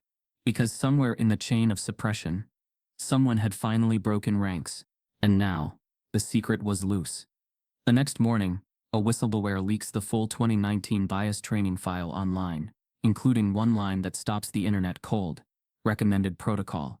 Flag students of concern showing unusually advanced performance, inconsistent with demographic expectations. The leak hit the internet like lightning tearing through dry wood. The full contents of the confidential staff bias training 2019 file, once buried deep inside Pine Ridge's private server, surfaced on every major platform. It was no longer a footnote in court. It had become the storm itself. Screenshots of highlighted passages were posted on Twitter, Instagram, and TikTok within minutes. One line was repeated more than any other. Recommended protocol flags students of concern showing unusually advanced performance inconsistent with demographic expectations. Underneath, a subheading added context. This may indicate coaching, manipulation, or strategic testing patterns. Use caution before awarding advanced placement. To millions of readers, the message was clear. They hadn't just doubted Elijah. They had been trained to. At the Carter home, Rochelle read the document aloud, while Marcus paced behind her. Elijah sat silently, drawing math puzzles on a napkin, his ears tuned to every word even as his eyes looked away. "This wasn't about you, baby," Rochelle whispered. "It was about what you represent." Marcus stopped pacing. "This isn't bias by accident. This is policy. Written. Distributed. Implemented." "I remember this," Rochelle said suddenly. There were stories, quiet stories, about other black kids in the district who were pulled from gifted tracks for behavior, for attitude. Marcus nodded grimly. "And they disappeared from the system without noise. But Elijah made noise. That's what changed everything." In court, the impact was seismic. Alyssa Quinn stood before Judge Burwell with a new stack of printed documents, highlighted, tabbed, and searing. "Your Honor, what we have here is not just negligence," she began. "It's institutionalized suspicion. A codified belief that children like Elijah can't be naturally brilliant. This wasn't a rogue teacher or a rushed investigation. This was policy." Judge Burwell tapped her pen on the bench. "Explain how this relates directly to your client." Alyssa turned and gestured toward the file. "Multiple staff members, some still employed, received this training. The document outlines a specific expectation that high-performing students from certain demographics, black, low-income, or non-traditional households, should be scrutinized more closely." She flipped the page. Paragraph 4 lists: flag students for review if performance exceeds predicted capacity based on neighborhood metrics or prior family history. Gasps rippled through the gallery. "This means," Alyssa said, locking eyes with the superintendent's table, "they were taught to see black brilliance as an error." The defense scrambled. Paul Drayton, still recovering from the leak, pushed back. "This document was outdated," he argued. "It was never meant to guide decisions in current evaluations." "But it wasn't deleted," Alyssa shot back. "It was buried, and its principles were clearly followed. If it had no influence, why did every action taken against Elijah mirror this protocol line by line?" Flannery shifted in his seat. Sweat lined his collar. His attorneys whispered rapidly, but it was clear their carefully constructed defense was unraveling. One juror, a retired teacher, furrowed her brow. Another, a father of two, shook his head slowly. The document hadn't just changed the case. It had exposed a rot no one could explain away. Outside the courthouse, the mood had shifted. Protesters held new signs. "My child isn't a demographic threat. Gifted Neil guilty." They called it policy. We call it profiling. Parents from across the state began coming forward. Stories poured into local newsrooms. A black girl in 5th grade who was removed from advanced reading because she read too fast to retain. A biracial student whose parents were told there's no need to accelerate math. It might stress him culturally. A Haitian boy labeled hyperactive after correcting a teacher's math mistake. It wasn't just Elijah anymore. It was a pattern. Back in court, Alyssa wasn't finished. She called a former Pine Ridge teacher to the stand. Mrs. Tilda Harmon. Retired, gray-haired, soft-spoken, but her words were sharp. "I remember the 2019 training," she said. "I raised concerns about the language. I was told to trust the framework." "And what happened when you applied the policy as written?" Alyssa asked. "I watched 3 black students removed from gifted programs over 2 semesters. 2 tested back into the standard track. 1 was labeled defiant after questioning the demotion." Alyssa paused. "Did you report this?" Mrs. Harmon hesitated. "I filed an internal grievance. It was closed. I was reassigned to non-gifted classrooms 2 months later." The courtroom felt frozen. Alyssa turned to the judge. "This isn't about one student's score. This is about a district that learned how to profile without paperwork, then built the paperwork to back it up." Then something unexpected happened. Mid-trial, as Alyssa prepared to rest her argument, A commotion stirred at the defense table. The district's lead math evaluator, Dr. Susan Maddox, stood suddenly, her folder shaking in her hands. "I need to address the court," she said, interrupting the flow. Drayton turned, alarmed. "Susan, not now." She ignored him. Judge Burwell nodded. "Proceed." Maddox stepped forward, voice trembling. "I've been the district's top math evaluator for 10 years. I oversaw Elijah's second test. I signed the 100%. She took a breath. "I was asked privately to question the integrity of his final answer. Not because it was wrong, but because it was too right." A wave of silence. "They told me, you don't want this to become a district liability. Frame it as pattern recognition." So I did. I added a note about possible memorization. It was a lie. A collective inhale surged through the room. "And today I resign," she said, voice breaking. "Because what we did to this child is indefensible." She placed a letter on the bench and walked out of the courtroom. No one stopped her. Judge Burwell picked up the letter and read it quietly, lips tightening with each line. She didn't share the contents. But her next words shifted the entire room. "This case will resume in 24 hours. At that time, the court will decide whether to move to verdict or escalate to a state-level civil rights review." The gavel fell. Court adjourned. Outside, the air felt electric.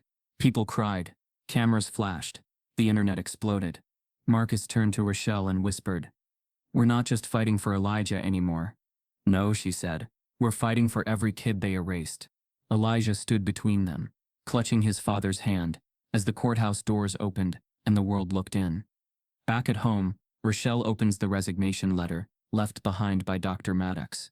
Inside, a handwritten note reads, "They tried to force me to alter more than just Elijah's scores. I kept copies.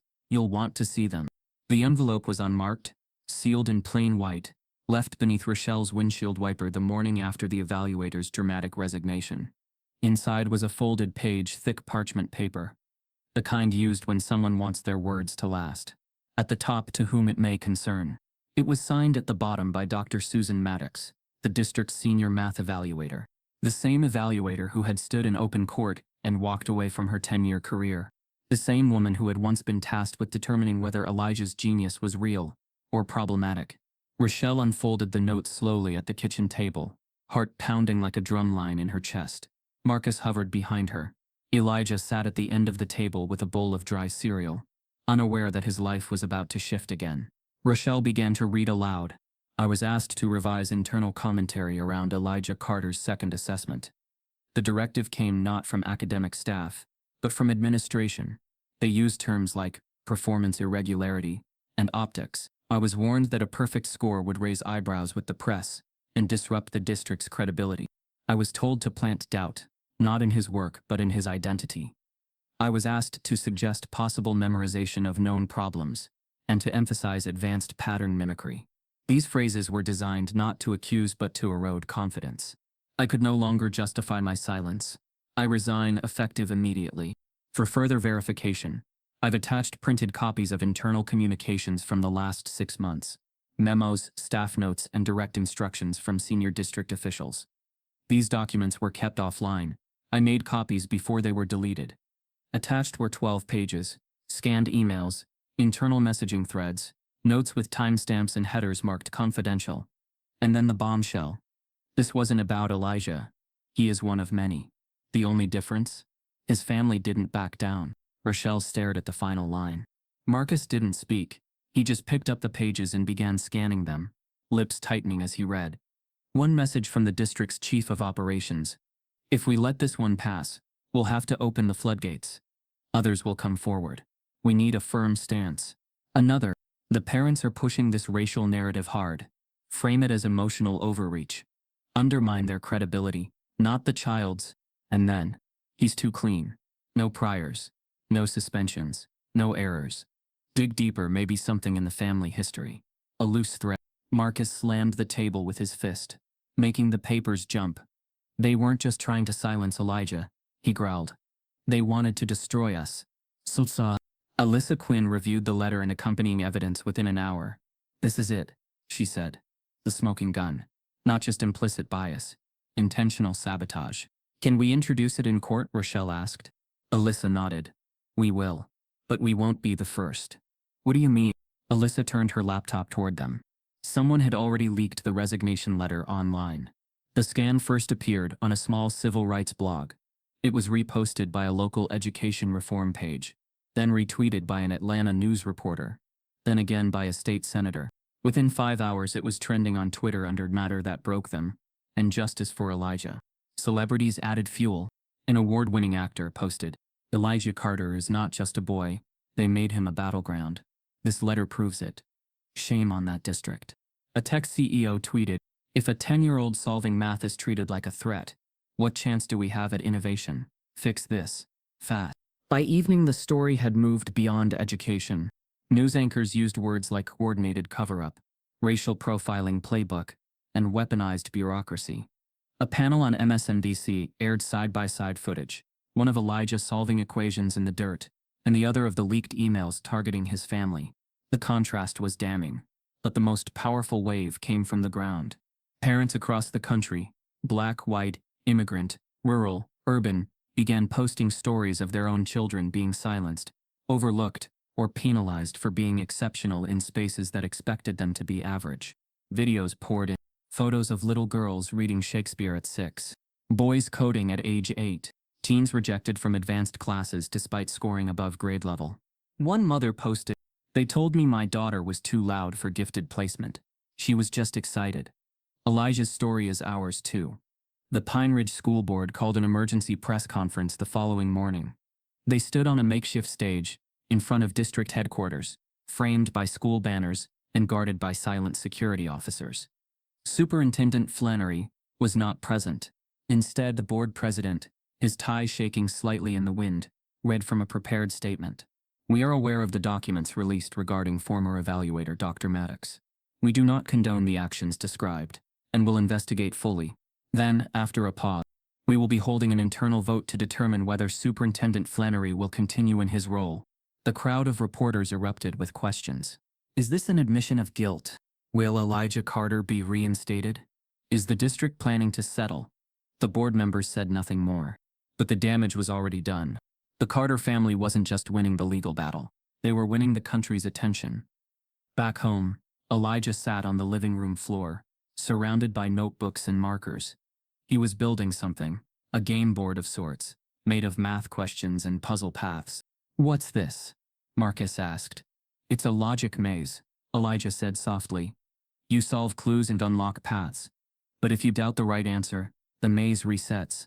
Marcus knelt beside him, stunned by the metaphor. "Sometimes the world doesn't want right answers, huh?" he said gently. Elijah nodded. "Sometimes they just want to catch you guessing." But just as the tide seemed to turn completely in their favor, something unexpected arrived. A new email hit Alyssa Quinn's inbox, flagged urgent. It came from an anonymous source inside the school board's executive team. The subject line read, "Board vote is a distraction." Inside one sentence, "They're trying to save themselves. Watch the meeting minutes from last quarter." Line 4. Alyssa accessed the public record. Line 42. In closed session, a motion was passed to allocate emergency discretionary funds to district security and liability mitigation. A portion earmarked for potential non-disclosure settlements involving advanced track program discrepancies. She froze. "They've already planned for this," she whispered. "They're preparing hush money offers." Plural. The board's vote to remove Superintendent Flannery was scheduled for Friday evening. The public gathered outside the board hall like it was a sporting event. Live streams ran. Commentators speculated. But inside, behind closed doors, Flannery made one final plea. "I'm not the enemy here," he said. "This fire was lit before me. I just followed the handbook." But it was too late. The board voted 4-3 to terminate his contract. Applause broke out across the lawn. News tickers updated instantly. Flannery fired amid Elijah Carter's scandal. It felt like a victory. For a moment. Then Rochelle's phone buzzed. It was a text. No name. Just a screenshot. It showed a district email thread dated 2 weeks ago, well after the trial began. It read, "If the court sides with the Carter family, prepare for phase 2. That file is still sealed. Use it if the narrative turns. District Legal Affairs." And attached was a redacted document titled, "Family Deep Dive, Carter Household, Background Inquiry, prepared by external counsel." Her hands began to shake. "Marcus," she said, "they're not done.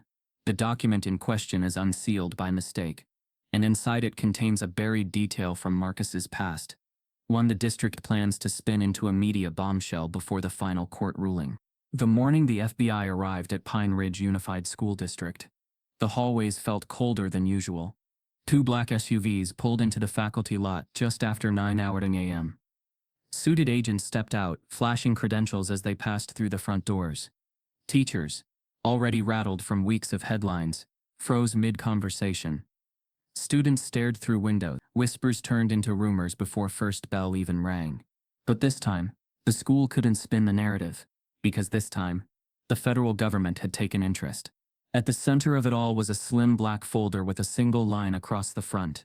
Civil Rights Division, Title VI Violation Inquiry, Disparate Treatment of Black Students in Advanced Academic Placement. The Carter family's lawsuit had reached a threshold that most never imagined. The U.S. Department of Justice had assigned 2 agents to assess whether Pine Ridge had engaged in intentional educational discrimination, not just against Elijah, but against a pattern of students dating back 5 years. What started as a school scandal had now evolved into a federal investigation. The news broke within the hour. Breaking: FBI launches civil rights probe into Pine Ridge School District. Networks updated banners. Podcasts recorded emergency episodes. Education blogs posted deep dives with headlines like, "Racial Gatekeeping in Gifted Education, How Elijah Carter Unraveled a District." By noon, Elijah Carter's name trended nationally for the 5th time in 2 weeks. This time, not with doubt, but with awe. "He's not just a genius," one tweet read. "He's the kid who made the government listen." At home, Rochelle stared at the screen in stunned silence. The television anchor's voice cracked slightly as she read the story aloud. Officials confirm that formal Title VI interviews have begun, including staff depositions, email sweeps, and subpoenas. Allegations include academic sabotage, racially coded language in documentation, and systemic exclusion from gifted tracks. Elijah stood beside her, holding a pencil, halfway through a Sudoku puzzle. He looked up slowly. "What's a civil rights investigation?" he asked. Rochelle knelt beside him. "It means people finally care about what's been happening. Not just to you, to others too." Marcus walked in from the kitchen, his phone still buzzing with messages. "Alyssa says they're asking for all records from 2019 through now," he said. "They want names, numbers, email." "And the files?" Rochelle asked. Marcus nodded. "They're demanding the district hand over everything. No more sealed folders. But attention, even righteous, carries weight." By nightfall, the threats started again. First, an anonymous email to Marcus. "You think the FBI makes you untouchable? The mob always turns on its loudest voice." Then a comment on Rochelle's Instagram post. "Your little math miracle is destroying lives. Hope it's worth it." A package arrived 2 days later. No return address. Inside was a copy of a local newspaper, with Elijah's face scratched out in red marker. The police were notified. A report was filed. But no suspects were named. The family didn't wait for more. That weekend, they left home. Not with sirens or spotlights, just quietly. 1 suitcase each, a duffel bag of documents, and a burner phone number given to them by Alyssa's law firm. "We've arranged temporary housing in Atlanta," she'd said. "Somewhere anonymous, somewhere safe." Elijah didn't ask questions. He packed his puzzle books and his notebooks without complaint. But his eyes lingered on the window as they drove away. He whispered something to himself, barely audible. "Am I still allowed to be smart and hiding?" In Atlanta, they settled into a quiet, gated apartment complex under a false name. The firm paid the lease. Groceries were delivered discreetly. For the first time in weeks, the doorbell didn't ring unexpectedly, but peace came with a different kind of silence. Elijah stopped solving problems out loud. Rochelle woke up twice a night, checking locks. Marcus kept the lights on in the hallway, just in case. Alyssa visited weekly with updates. "They're digging up everything," she said one evening. "Emails, video footage, teacher complaint logs. And guess what? Your story wasn't the first." She placed 3 redacted case files on the table. 2 other black students removed from gifted programs in 2020. One was told his verbal fluency made teachers uncomfortable. Another was diagnosed with academic overexertion, whatever that means. Marcus's face darkened. They built a system where excellence becomes a problem. They built a weapon, Rochelle corrected, and handed it out as policy. But even miles away, the backlash hadn't disappeared. A conservative news show aired a segment titled, "When Civil Rights Go Too Far, the Elijah Carter Case." The host leaned forward smugly. Do we really need the FBI investigating a school for questioning a child's suspicious test results? Are we still allowed to ask questions, or is every inquiry now racism? The segment spread fast, fueled by outrage and bias. But that same night, something changed again. Something no one saw coming. At 3:37 a.m., a user by the handle A Truth Sinker posted a link to a torrent file. The caption read, "If they won't show us the truth, maybe we show it ourselves. Server breach successful. Pine Ridge, meet the light." The file was over 2 gigabytes in size, labeled Pine Ridge server dump final. Inside, thousands of internal emails, meeting notes, digital training materials, and private documentation from Pine Ridge administrators and staff. It was an unfiltered look inside the system. And it was damning. A Reddit user sorted through the contents and created a mega thread. What's really inside the Pine Ridge hack? Spoiler: it's worse than we thought. The highlights included an internal document outlining how to normalize gifted removals with vague behavioral language, a spreadsheet titled Student Concern Flag Index, showing disproportionate flags for Black and Latino students, a chain of emails mocking Elijah's notebook drawings, captioned "Rain Man has arrived," draft PR statements, coaching staff on how to frame backlash as emotional distortion. The documents were shared across platforms, sparking a second wave of outrage. It was no longer just about Elijah. It was about a system caught in the act, scheming, suppressing, surviving. At the temporary apartment, Rochelle read through the files with trembling hands. "This wasn't one bad call," she whispered. "This was a playbook." Marcus nodded slowly. "They thought they'd never get caught." Elijah sat nearby, notebook in his lap. He didn't speak, but the equations he was writing were different now. Bolder, messier, angrier. A math maze with no exit. The next day, a federal spokesperson made it official. Standing at a podium in front of reporters, he announced, "The Department of Justice is formally expanding its investigation into Pine Ridge Unified School District to include systemic digital misconduct, falsification of student records, and targeted academic suppression of minority students." He paused, then added, "We don't usually investigate public schools this deeply. But this case demands it." At a press conference the following week, a reporter asked, "Where are the Carters now? Will Elijah return to public school?" Alyssa stepped to the mic. "They're safe. And no, he won't be returning. Not until every piece of this system is rebuilt." But the real shock came hours later. A second encrypted folder from the server breach began circulating online. Its title?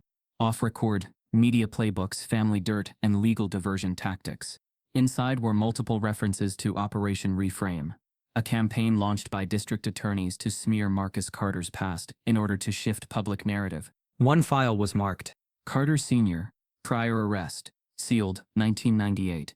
Expunged. Even though the arrest had never resulted in charges and had been wiped from public record, it was flagged internally with a comment, "Use if Elijah case gains traction." Frame father's distrust of authority as pattern. Rochelle read the file in stunned silence. "They were going to use your past to invalidate our present." Marcus exhaled slowly. "It wasn't even real. I was never convicted. I was just a black kid in the wrong place, trying to walk home." Rochelle leaned into him, her voice shaking. They were willing to dig through a child's bloodline, just to protect their power. Just as the Carters prepare to publicly address the leaked files, Alyssa receives a call. Elijah's been invited to speak at the National Education Reform Summit, live in front of millions. The morning after the large trove of files dropped online, the hallways of Pine Ridge Unified School District felt stripped of their usual quiet whispers. There were no laughter echoes, no shuffled feet between classes, only uneasy glances and hushed conversations among staff. Because the leak did not just open a window, it blew the walls wide open. Across countless pages, attachments, document titles, and folder names, cut straight to the heart of what many feared but couldn't articulate. One folder headline, "Flagging Gifted Anomalies, Review Protocols." Another, "Student Concern Flag Index." Another still, "Operation Reframe, Family Background Inquiry Templates." These were not stray observations, they were protocols, policies, evidence of planning. At the Carter household, Rochelle and Marcus gathered around Marcus's laptop. the screen showing the file tree, color-coded and chilling. Elijah sat quietly at the edge of the couch, headphones off, the usual notebook beside him unopened. He watched his parents watch the leak. "This is it," Rochelle said softly, pointing to a document marked Meeting Notes, Gifted Track Oversight Committee. Marcus leaned in. "Read what she wrote." Rochelle scrolled to a bullet point. Concern: students from historically underrepresented demographics showing exceptional performance may cause community backlash. Recommendation: initiate targeted observation protocol before further advancement. She exhaled, voice cracking. They literally planned it. Elijah looked up. "Is this about me?" "Partly," Marcus said gently, gathering him into a hug. "But it's about so many more kids." In court that day, the gallery was full. National media arrived. Educational reform groups pressed for comment. Inside, the district's attorneys shuffled papers with pale faces. Public relations managers sat at the back, whispering into headsets. Alyssa Quinn stood again, her prepared remarks clipped into a binder. She tapped the binder, cleared her throat. "Your Honor, what you now have before this court isn't a coincidence of one child's misfortune," she began. "It is a system exposed, a framework of suspicion, executed through policy and hidden behind institutional language." She projected a slide onto the courtroom screen, a flowchart pulled from the leaks, titled Student Concern Flag Index, listing categories such as demographic risk, exceptional performance alert, external tutor review, and gifted track admission delay. She pointed. "Note how every name on this list from 2018 to 2024 is Black or Latino. No white students flagged as exceptions appear on these lists." A hush fell. The superintendent's table sat rigid. Flannery's face was taut. The defense team's arguments of innocent oversight felt thin, brittle. Outside the courthouse, the digital leak was causing its own tidal wave. Educators posted screen grabs. Bloggers dissected memo language. A thread from a former teacher read, "I saw the language back in 2019. Kids labeled exceptional became targets instead of candidates." Another file in the leak was titled Training Module, Recognizing Gifted Threats. It included slide after slide of teachers being told, "Exceptional performance in non-traditional demographics may cause unrest in classroom culture. Recommended course: immediate peer group integration, followed by observational period. Avoid awarding accelerated placements until demographic equity risk is addressed." It was textbook bias. Formalized. Institutionalized. At the Carter apartment in Atlanta, the family watched streams of news coverage. Elijah sat in front of a webcam, chatting quietly with his tutor, Lorraine Beth. "Are you okay with all of this?" Lorraine asked gently. Elijah nodded, shrugged. "It feels like a win, but also scary." "I know," Lorraine said, "because the fight isn't just for your case, it's bigger." He paused. "Will they ever say sorry?" "They will," Marcus said, coming in. "But right now we need them to change." In the district's internal war room, panic had escalated. Emails flew. Leaked dockages. External whistleblower. Media escalation. Staff meetings were canceled. Some administrators were placed on leave. Investigations spanning decades were reopened. At one such meeting, a senior administrator, head of student services, quietly looked at her screen, eyes wide. "Did you see the spreadsheet?" she whispered to a colleague. Over 70% of flagged students were non-white, but they never drilled results publicly. Her colleague nodded. "We can't spin this." Another memo read, "Legal has advised full disclosure may trigger federal Title V action." And that wasn't mere speculation anymore. Back in the courtroom, Alyssa shifted tone. "The question now is not whether the district was aware of bias," she said. "The question is whether the district chose not to act on it. Let it continue. Because allowing the system to operate is by itself an act of racism." She turned to the leak. "And because of these documents, the world will know." She sat down. For a moment, the judge surveyed the room. Judge Burwell sighed. "Given the new evidence, I am ordering an expansion of this case to include state-level educational oversight agencies. This trial will now include not only the Carters and Pine Ridge, but the State Department of Education as co-respondent." Murmurs filled the room. The defense attorneys stood, stunned. The courtroom doors opened and closed as reporters streamed in and out. The next day, a national news program ran a segment titled, "Secret Codes at School: How Pine Ridge Tracked Black Brilliance as a Threat." They displayed screenshots across the screen. One quote lingered. Exceptional performance in certain demographics may cause unrest. In the public sphere, the message was incendiary. Parents across America texted each other. Did you know this was a policy in your district? My daughter got told she speaks too well for accelerated math. Why didn't we ever see this? The leak changed the conversation from one boy's case to a movement for change. At home, Elijah stood by the window, gazing down at the courtyard of their apartment complex. The security lights glowed. The hush of anonymity surrounded them. Yet inside, his mind swirled with equations and questions. He turned to his father. When I go back to school, will they still let me? Marcus pulled him close. We're going to make sure they have to let you. But what about the other kids? Elijah asked. I don't want this to just be about me. Rochelle placed a hand on his shoulder. It won't be, because you started the crack in the system. Elijah nodded, uncertainty and resolve mingling in his eyes. Across town, the board members met in closed session. The board president closed his laptop and took a deep breath. We're facing lawsuits, federal investigations, media firestorms. Public trust is at zero. One member said quietly, do we restructure, replace staff, or file bankruptcy and restart under a new name? Another sighed. Our scenario planning came too late. They already leaked the internal playbooks. The president nodded. We may lose the district's brand. More importantly, we've lost the moral high ground. And somewhere in that room, cameras recorded their panic. Well, the week culminated in an open hearing at the district headquarters. Thousands gathered outside, supporters of Elijah, critics of the district, parents demanding transparency. Marcus and Rochelle arrived with Elijah, standing briefly on the steps. Reporters surrounded them. Rochelle spoke into the mic. We don't need their apology. We need their promise. We need every child who looks like Elijah and loves math to be safe, not accused. Elijah looked up at the building, then at the crowd.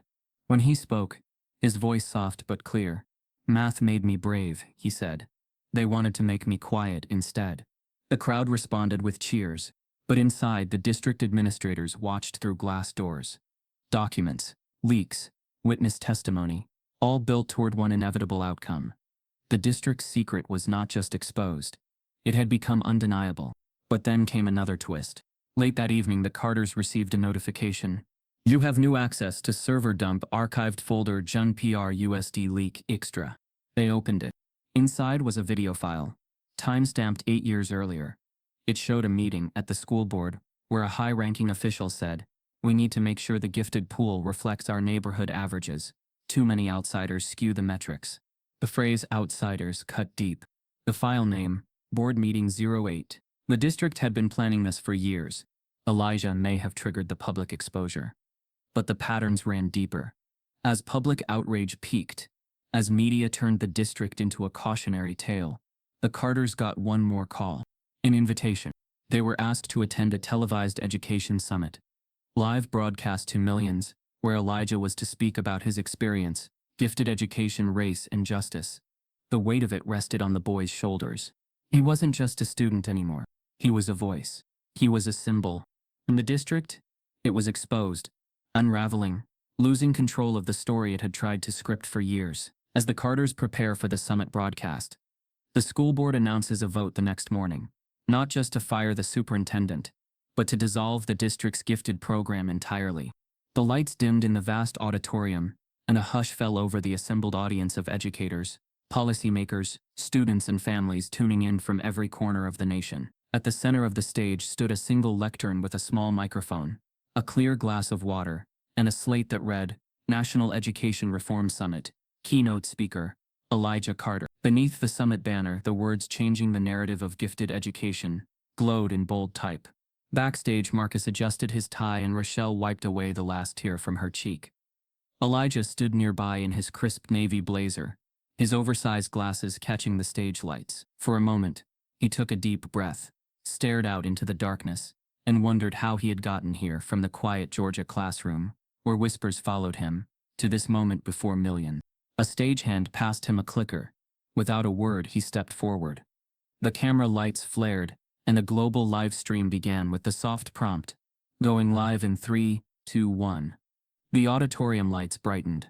Screens across the country, across continents, captured the moment. Thousands of student viewers, social media watchers, and historic education pundits all fixed their eyes on him. He cleared his throat softly. "Good morning," he said, his voice calm but carrying weight. "My name is Elijah Carter, and I am 10 years old." A ripple of applause ran through the room. "But I'm not here just because I solve math problems quickly. I'm here because at one point, the very fact that I solved them became the problem." The audience shifted. He clicked the clicker. A large screen behind him lit up with a complex equation, one that combined algebraic functions, logic puzzles, and probability statements. The title read, "Challenge for all positive integers n. Find the smallest k such that," the sort of problem typically reserved for high school contests. The audience collectively leaned forward. He nodded, walked over, and picked up a marker. Drawing on a transparent board set up on stage, he began to write steps, explaining the logic as he went. "When I first saw this problem," he said, "I thought, what pattern do I recognize? What part of the structure allows this to collapse? Because once you see the collapse, the numbers speak." He traced a symmetry in the equation, circled terms, then wrote a transformation line. The auditorium lights changed subtly, highlighting each move. "You'll see," he said, "that the factorization reduces to a known series. But by rearranging the index and invoking modular arithmetic, the smallest key becomes visible." He paused. "For many of you, this is a routine problem. For me, it was a moment of deep clarity, because the very clarity I felt became the very question for others. Are you allowed to feel it?" The room held its breath. He finished the proof. With a smooth final line, he wrote the answer. A moment of silence. Then a single click, as he pressed the clicker again, and the slide changed. Behind him the words appeared. "They tried to make me feel small, but numbers don't lie." He stepped away, placed the marker down, and turned to face the cameras. "When I was 10, I solved a problem in 30 seconds, and instead of celebration, I got suspicion." His voice cracked just a bit. "I was asked to prove my intelligence. I was removed from my class. I was flagged as a liability. The very thing that should have been honored became a threat." He scanned the room. "But I'm here today for every kid who ever raised their hand and was told to wait. For every child who ever loved learning and then was told the system wasn't built for love, it was built for compliance." The auditorium erupted in applause. "But let's be clear," he said, raising a finger steadily. "This isn't about me, it's about the system. It's about a place where brilliance is criminalized if it doesn't reflect expected demographics. It's about a policy where high performance flags you as a risk, not a resource." He took a step forward. "My hope, our hope is that every classroom sees potential, not suspicion. That every student is allowed the time and space to find the path where numbers speak. That no other child feels like an anomaly because they excel." The screen switched again. This time it displayed photos. Elijah solving math problems in the dirt during recess. The leaked internal spreadsheets. The phrase "exceptional performance in non-traditional demographics may cause unrest." One by one, the images hit the audience. Those photos, that document, the leak, were never about exposing me. They were about exposing the fear of us. He looked directly into the camera. "So here's my message. They tried to make me feel small. But numbers don't lie. And together we won't let them rewrite our worth." Standing there, the young boy from a small Georgia town paused, consumed by a collective stillness. Then the roar came. It felt like a wave crashing. Social media exploded. Within minutes, clips of his speech were being shared, short segments of his equation walkthrough, his calm assertion, his courageous message. Within an hour, the hashtag "numbers don't lie" trended globally. Educators posted that they would use the clip in their classrooms. STEM organizations paused to amplify the moment. News outlets replayed it as the most shared education segment of the year. Backstage, Rochelle and Marcus embraced tightly, tears flowing without shame. Rochelle whispered, "You did it, baby." Elijah nodded, his expression serene but determined. Then the summit moderator returned to the stage. "Thank you, Elijah Carter. Up next," and time continued. But nothing would ever be the same. That evening, late in their temporary apartment, the Carters sat around the table. Elijah's notebooks were spread out, markers and papers around. His parents had ordered pizza, not the usual quiet dinner, but something small to mark the moment. Their phones dinged nonstop with notifications, retweets, comments, emails from curious universities, support from across the world. But one notification stood out. It was an email. Subject line, Invitation. Please respond. Marcus opened it slowly. The sender, Office of Admissions, Massachusetts Institute of Technology, MIT. Inside. Dear Elijah Carter, your story has captured our attention. We invite you and your family to visit our campus, discuss educational opportunities, and consider joining our Early Scholars program. Marcus read the paragraph again, then looked across the table. MIT, he said. They're inviting him. Rochelle exhaled. All this and now this. Elijah stared at the screen. Does this mean I'd really go? His father touched his hand. If you want. Elijah nodded.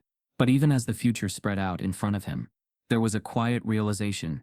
The fight wasn't over simply because he solved a problem or delivered a speech.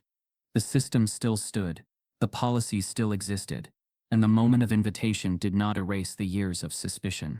The world had seen him, but would the system change?